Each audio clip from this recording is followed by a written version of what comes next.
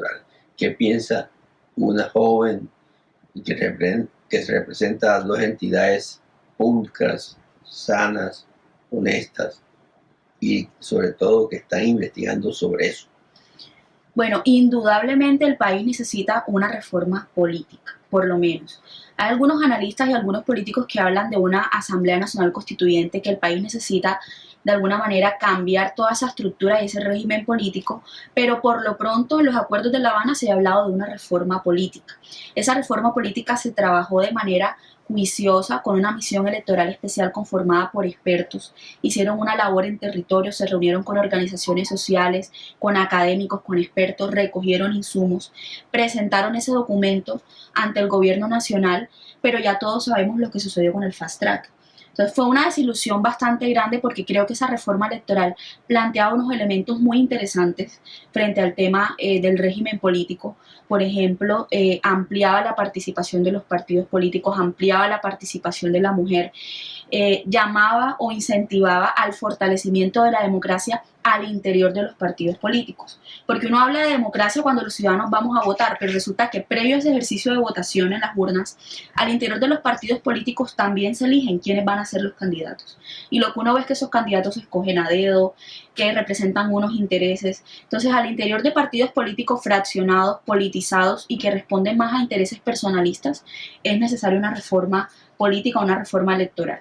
Esa reforma debe contener un artículo inmodificable, que el sueldo de los congresistas no sea superior a los 12 millones de pesos y que el número de congresistas, Cámara y Senado, no supere los 200. Así tendremos más plata para invertir en lo que verdaderamente se necesita. Bueno, ahora mismo se está discutiendo todo el tema de la famosa consulta anticorrupción que está siendo impulsada por la senadora Claudia López, actualmente candidata a la vicepresidencia del Partido Verde. Creo que es una consulta anticorrupción, en algunos sectores es vista como muy pertinente, pero sabemos que va a ser difícil. Es difícil que los mismos senadores legislen en su contra, ¿no? Es un poco complicado, pero creo que es un llamado a que la política se renueve, a que se renueven los liderazgos dentro de esa reforma política planteada y dentro de la consulta anticorrupción. Creo que también es importante ver por el tema de financiación de las campañas políticas, ¿sí? Entonces, esas campañas que tienen una financiación dudosa, que viene, por ejemplo, de contratistas, que viene de economías ilegales, esas campañas o esos candidatos cuando llegan al poder van a llegar también a tratar de recuperar esos dineros invertidos. Entonces es importante el tema de financiación y el tema de cómo podemos regular entonces la tarea de los congresistas, no solamente en términos del dinero que reciben, sino de los periodos en los que pueden legislar. No es posible que una persona esté 40 años en el Congreso de la República.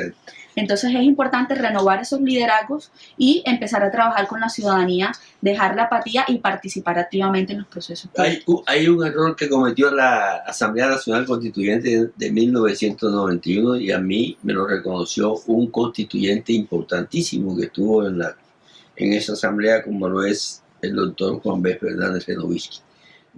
El mayor error que cometieron fue dejar en manos del Congreso, que iba a ser elegido luego de que terminara la Constitución, que ese Congreso legislara sobre su salario, sobre el número de sus integrantes, sobre las leyes que iban a tener. Y claro, ese Congreso vino con unas ansias de venganza y todo lo que proponía la Asamblea Nacional Constituyente lo volvieron, etcétera. Pero si la Asamblea Nacional Constituyente es firme y se mantiene firme en el propósito de que una vez termine la labor de la Asamblea Nacional Constituyente, queda una comisión especial para hacerle seguimiento a la reforma que ha planteado la Asamblea Nacional Constituyente. Bueno, yo creo que algunos sectores políticos del país y algunos sectores académicos hablan de la importancia de una eventual Asamblea Nacional Constituyente. De hecho, se alcanzó a conversar en el marco de los acuerdos de La Habana y no se acordó una asamblea, se acordó algo llamado el Fast Track. pero con todo lo que sucedió con el plebiscito, el fast track, podemos decir que de alguna manera fue un fracaso. ¿Sí? Hubo muchas modificaciones en las reformas propuestas, entonces es muy difícil lograr esos cambios a través del Congreso.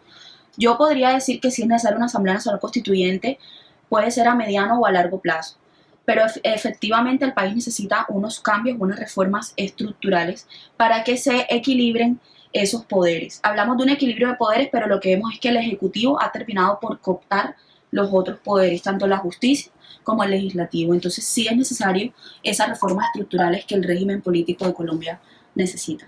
Muchas gracias, Jessica Manotas, por estar aquí con nosotros en el Cháchara. Gracias a ustedes por la invitación.